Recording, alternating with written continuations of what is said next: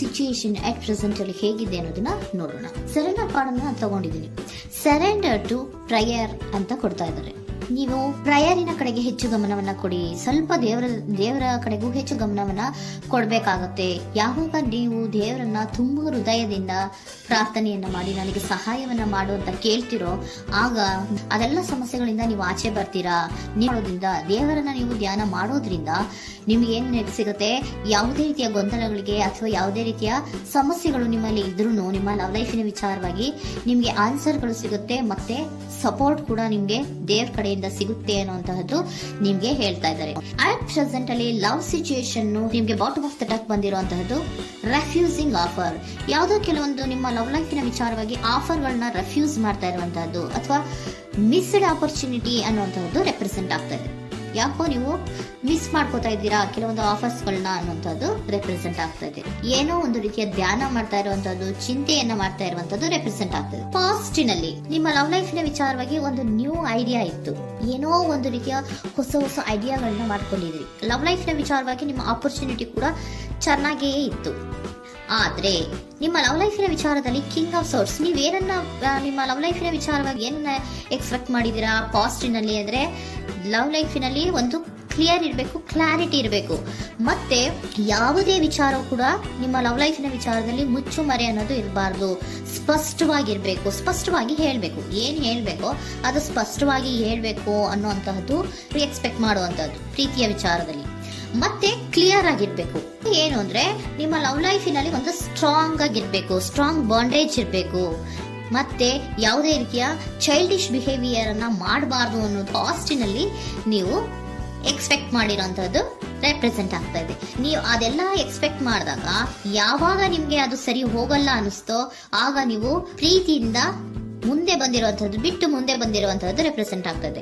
Most probably ನಿಮ್ಮ ಕೆಲವೊಬ್ಬರಿಗೆ ಈಗ ಆಲ್ರೆಡಿ ಕೆಲವೊಂದು ರೀತಿಯ ಬ್ರೇಕಪ್ ಗಳು ಆಗಿರಬಹುದು, ಕಮ್ಯುನಿಕೇಶನ್ ಇಲ್ಲದೆ ಇರುವಂತಹದ್ದು ರೆಪ್ರೆಸೆಂಟ್ ಆಗ್ತಾ ಇದೆ. ಮೋಸ್ಟ್ ಪ್ರಾಬಬಲಿ ನೀವು ಇವಾಗ ಇಬ್ರು ಕೂಡ ನೀವು ಮಾತಾಡದೆ ಇರುವಂತಹದ್ದು ರೆಪ್ರೆಸೆಂಟ್ ಆಗ್ತಾ ಇದೆ. ಸೊ ಯಾವುದೇ ರೀತಿಯ ಕಾಂಟ್ಯಾಕ್ಟ್ ಅಲ್ಲಿ ಇಲ್ಲದೆ ಇರುವಂತಹದ್ದು ರೆಪ್ರೆಸೆಂಟ್ ಆಗ್ತಾ ಇದೆ. ನೋಡಿ, ಮುಂದೆ ಮುಂದೆ ಬರ್ತಾ ಇರುವಂತಹದ್ದು ರೆಪ್ರೆಸೆಂಟ್ ಆಗ್ತಾ ಇದೆ. ಯಾಕೋ ತುಂಬಾ ಬೇಜಾರಲ್ಲಿ ಇರುವಂತಹದ್ದು. ಪಾಸ್ಟಿನಲ್ಲಿ ಕೂಡ ನೀವು ಲವ್ ಲೈಫಿನ ವಿಚಾರವಾಗಿ ಕೆಲವೊಬ್ರು ಬೇಜಾರಲ್ಲಿ ಇರುವಂತಹದ್ದು ರೆಪ್ರೆಸೆಂಟ್ ಆಗ್ತಾ ಇದೆ. ಯಾಕೋ ಕ್ಲಾರಿಟಿ ಇಲ್ಲ, ಕ್ಲಿಯರ್ ಆಗಿರ್ಬೇಕು, ಸ್ಪಷ್ಟವಾಗಿರ್ಬೇಕು. ಏನ್ ಮಾತಾಡಿದ್ರು ಅದರಲ್ಲಿ ಯಾವುದೇ ರೀತಿಯ ಮುಚ್ಚುಮರೆ ಇರಬಾರ್ದು ಅನ್ನೋದು ನೀವು ಎಕ್ಸ್ಪೆಕ್ಟ್ ಮಾಡುವಂತಹದ್ದು. ಪಾಸ್ಟಿನಲ್ಲಿ ಕೂಡ ನಿಮ್ಗೆ ಸ್ವಲ್ಪ ಬೇಜಾರುಗಳಾಗಿರುವಂತಹದ್ದು ರೆಪ್ರೆಸೆಂಟ್ ಆಗ್ತಾ ಇದೆ. ಅಟ್ ಪ್ರೆಸೆಂಟಿನಲ್ಲಿ moon card, 9 of swords, 6 of swords ಬಂದಿದೆ. ಮೂನ್ ಕಾರ್ಡ್ ಏನನ್ನ ರೆಪ್ರೆಸೆಂಟ್ ಮಾಡುತ್ತೆ?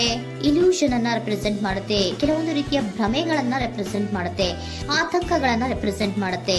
ಮತ್ತೆ ನಿಮ್ಮ ಲವ್ ಲೈಫ್ ನ ವಿಚಾರದಲ್ಲಿ ಯಾವುದೇ ರೀತಿಯ ಸ್ಥಿರವಾಗಿ ಇಲ್ಲ, ಯಾವುದು ಕರೆಕ್ಟ್ ಆಗಿ ಇಲ್ಲದೆ ಇರುವಂತಹದ್ದು ನಿಮ್ಗೆ ರೆಪ್ರೆಸೆಂಟ್ ಆಗ್ತಾ ಇದೆ. ನೆಕ್ಸ್ಟ್ ಕಾರ್ಡ್ ಏನ್ ಬಂದಿದೆ? ಸೆಕೆಂಡ್ ಕಾರ್ಡು 9 ಆಫ್ ಸೋರ್ಟ್ಸ್ ಬಂದಿದೆ. ಇದರಲ್ಲೂ ಕೂಡ ನಿಮ್ಗೆ ಆತಂಕ ಇತ್ತು, ಇದರಲ್ಲೂ ಕೂಡ ಆತಂಕ ಇದೆ, ಭಯ ಇದೆ, ಕರೆಕ್ಟ್ ಆಗಿ ನೀವು ನಿದ್ರೆ ಮಾಡ್ತಾ ಇಲ್ಲ, ಯೋಚನೆ ಮಾಡ್ತಾ ಇರುವಂತಹದ್ದು ಈ ಎರಡೂ ಕಾರ್ಡ್ಗಳಲ್ಲೂ ರೆಪ್ರೆಸೆಂಟ್ ಆಗ್ತದೆ. ಇದರಲ್ಲೂ ಆತಂಕಗಳಿದೆ, ಇದರಲ್ಲೂ ಆತಂಕ. ಅಟ್ ಪ್ರೆಸೆಂಟಿನಲ್ಲಿ ಕೆಲವೊಂದು ರೀತಿಯ ವಿಚಾರಗಳಲ್ಲಿ ಭಯವನ್ನ ಪಡ್ತಾ ಇರುವಂತಹದ್ದು ರೆಪ್ರೆಸೆಂಟ್ ಆಗ್ತಾ ಇದೆ. 6 ಆಫ್ ಸೋರ್ಟ್ಸ್ ಕೂಡ ಏನಾಗ್ತಾ ಇದೆ? ಮೂವಿಂಗ್ ಆನ್, ಮುಂದೆ ಹೋಗ್ತಾ ಇರುವಂತಹದ್ದು, ಬೇಜಾರಿಂದ ನೀವು ಮುಂದೆ ಮುಂದೆ ಹೋಗ್ತಾ ಇರುವಂತಹದ್ದು ರೆಪ್ರೆಸೆಂಟ್ ಆಗ್ತಾ ಇದೆ. ಅಟ್ ಪ್ರೆಸೆಂಟಿನಲ್ಲಿ ಯಾವುದೇ ರೀತಿಯ ಸಮಾಧಾನದಿಂದ ಇದ್ದಿರುವಂತಹದ್ದು ಈ ರೀಡಿಂಗ್ ಗಳಲ್ಲಿ ಕಾಣಿಸ್ತಾ ಇಲ್ಲ. ಓಕೆನಾ? ಟೇಕ್ ಇಟ್ ರೆಸೋನೇಟ್, ನಿಮ್ಗೆ ರೆಸೋನೇಟ್ ಆದ್ರೆ ಮಾತ್ರ ತಗೊಳ್ಳಿ. ನೆಕ್ಸ್ಟ್ ಕಾರ್ಡ್ ಇಮಿಡಿಯೇಟ್ ಫ್ಯೂಚರ್ ನ ಬಗ್ಗೆ ನೋಡೋದಾದ್ರೆ ನೈಟ್ ಆಫ್ ಸೋರ್ಟ್ಸ್ ಬಂದಿದೆ. ಅಂದ್ರೆ ಈ ಕೆಲವು ಬೇಜಾರುಗಳಿಂದ ಏನ್ ಈ ಮೂವ್ ಆನ್ ಆಗ್ತಾ ಇದ್ದೀರಲ್ವಾ, ಕೆಲವೊಂದು ವಿಚಾರಗಳನ್ನ ಕ್ವಿಕ್ ಥಿಂಕಿಂಗ್ ಅನ್ನ ಮಾಡಿ ನೀವು ಮುಂದೆ ಬರುವಂತಹದ್ದು, ಕೆಲವೊಂದು ಆಕ್ಷನ್ಸ್ ಗಳನ್ನ ತಗೊಳ್ಳುವಂತಹದ್ದು ರೆಪ್ರೆಸೆಂಟ್ ಆಗ್ತಾ ಇದೆ. ನಿಮ್ಮ ಲವ್ ಲೈಫಿನ ವಿಚಾರವಾಗಿ ಕ್ವಿಕ್ ಥಿಂಕಿಂಗ್ ಅನ್ನ ಮಾಡಿ ಏನ್ ಮಾಡ್ಬೇಕು, ಹೇಗ್ ಮಾಡ್ಬೇಕು ಅಂತ ಕ್ವಿಕ್ ಥಿಂಕ್ ಅನ್ನ ಮಾಡಿ ನೀವು ಮುಂದೆ ಬರುವಂತಹದ್ದು, ಮತ್ತೆ ಕೆಲವೊಂದು ರೀತಿಯ ಆಕ್ಷನ್ ಗಳನ್ನ ತಗೋತಾ ಇರುವಂತಹದ್ದು ರೆಪ್ರೆಸೆಂಟ್ ಆಗ್ತಾ ಇದೆ. ಕ್ವೀನ್ ಆಫ್ ಕಪ್ ಏನನ್ನ ರೆಪ್ರೆಸೆಂಟ್ ಮಾಡುತ್ತೆ? ಬಹಳ ಕೇರಿಂಗ್ ಅನ್ನ ರೆಪ್ರೆಸೆಂಟ್ ಮಾಡುತ್ತೆ. ಏನಿರ್ಬೇಕು ಲವ್ ಲೈಫಿನ ವಿಚಾರದಲ್ಲಿ? ನೋಡಿ, ನೀವು ನೋಡ್ತಾ ಇರೋದು ಹೇಗ್ ನೋಡ್ತಾ ಇದ್ದೀರಾ? ನಿಮ್ಮ ಲವ್ ಲೈಫಿನ ವಿಚಾರದಲ್ಲಿ ಏನಿರ್ಬೇಕು ಅಂತ ಎಕ್ಸ್ಪೆಕ್ಟ್ ಮಾಡ್ತೀರಾ? ಸ್ವಲ್ಪ ಸ್ಟೇಬಲ್ ಆಗಿರ್ಬೇಕು, ಬಹಳ ಕೇರಿಂಗ್ ಇರ್ಬೇಕು, ಎಮೋಷನಲ್ ಇರ್ಬೇಕು ಅದರಲ್ಲಿ ಅನ್ನುವಂಥದ್ದು ನೀವು ಎಕ್ಸ್ಪೆಕ್ಟ್ ಮಾಡುವಂಥದ್ದು. ಈ ನಿಯರ್ ಫ್ಯೂಚರ್ ನಲ್ಲಿ ನೀವು ಆ ರೀತಿ ಎಕ್ಸ್ಪೆಕ್ಟ್ ಮಾಡುವಂತಹದ್ದು. ನೆಕ್ಸ್ಟ್ ಕಾರ್ಡ್ ಬಂದಿರುವಂತಹದ್ದು ಏರೋಫೆಂಟ್ ಕಾರ್ಡ್ ಬಂದಿದೆ. ಏರೋಫೆಂಟ್ ಕಾರ್ಡ್ ಏನನ್ನ ರೆಪ್ರೆಸೆಂಟ್ ಮಾಡುತ್ತೆ? ಕೆಲವೊಂದು ವಿಚಾರಗಳ ಬಗ್ಗೆ ತಿಳ್ಕೊತಾ ಇರುವಂತಹದ್ದು, ಏನೋ ಕೆಲವು ವಿಚಾರಗಳ ಬಗ್ಗೆ, ನಿಮ್ಮ ಲವ್ ಲೈಫಿನ ವಿಚಾರಗಳ ಬಗ್ಗೆ ತಿಳ್ಕೊತಾ ಇದ್ದೀರಾ. ಏನಾಗಿದೆ, ಹೇಗಾಗಿದೆ, ಸ್ವಲ್ಪ ಆಕ್ಷನ್ಸ್ ಅನ್ನ ತಗೋಬೇಕು ಅಂದ್ರೆ ನಾನು ಸ್ವಲ್ಪ ಕೇರ್ ಅನ್ನ ಮಾಡಬೇಕು, ಸ್ಟೇಬಲ್ ಆಗಿರ್ಬೇಕು ಅಂದ್ರೆ ಸ್ವಲ್ಪ ನಾನು ಕೇರ್ ಅನ್ನ ಮಾಡಬೇಕು, ಆಕ್ಷನ್ ನ ತಗೋಬೇಕು ಅನ್ನೋಂತಹ ನಿರ್ಧಾರಗಳನ್ನ ನೀವು ಮಾಡ್ತಾ ಇರುವಂತದ್ದು ರೆಪ್ರೆಸೆಂಟ್ ಆಗ್ತಾ ಇದೆ. ಹಾಗಿದ್ರೆ ಏಂಜಲ್ ಗೈಡೆನ್ಸ್ ಏನ್ ಕೊಡ್ತಾರೆ? Are you ready? ನೀನು ರೆಡಿಯಾಗಿದ್ದೀರಾ ನೀವು ಅಂತ ಕೇಳ್ತಾ ಇದ್ದಾರೆ ಏಂಜಲ್ಸ್ಗಳು. ಅಂದ್ರೆ ಏನು, ನೀನ್ ಇಲ್ಲೇ ಕುತ್ಕೊಂಡು ಅಳ್ಕೊಂಡು ಬೇಜಾರು ಮಾಡ್ಕೊಂಡು ಕುತ್ಕೊಳ್ಳೋದು ಬೇಡ, ಸ್ವಲ್ಪ ನೀನು ಮುಂದೆ ಮೂವ್ ಆಗು. ಅಲ್ಲಿರೋದ್ರಿಂದ ಏನು ಪ್ರಯೋಜನ ಇಲ್ಲ. Are you ready? ನೀವು ರೆಡಿ ಆಗಿದ್ದೀರಾ? Within the next few weeks, ಕೆಲವೊಂದು ವೀಕ್ಗಳಲ್ಲಿ, ಕೆಲವೊಂದು ವಾರಗಳಲ್ಲಿ ನೀವು ಏನಾಗ್ತೀರಾ? ಅಬಂಡೆನ್ಸ್, ಸಾಮರಸ್ಯ ಅನ್ನೋದು ಇರುತ್ತೆ.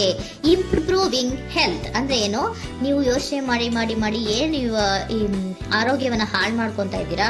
ಸೊ ಇಂಪ್ರೂವಿಂಗ್ ಹೆಲ್ತಿನ ಕಡೆಗೆ ಗಮನವನ್ನ ಕೊಡಿ.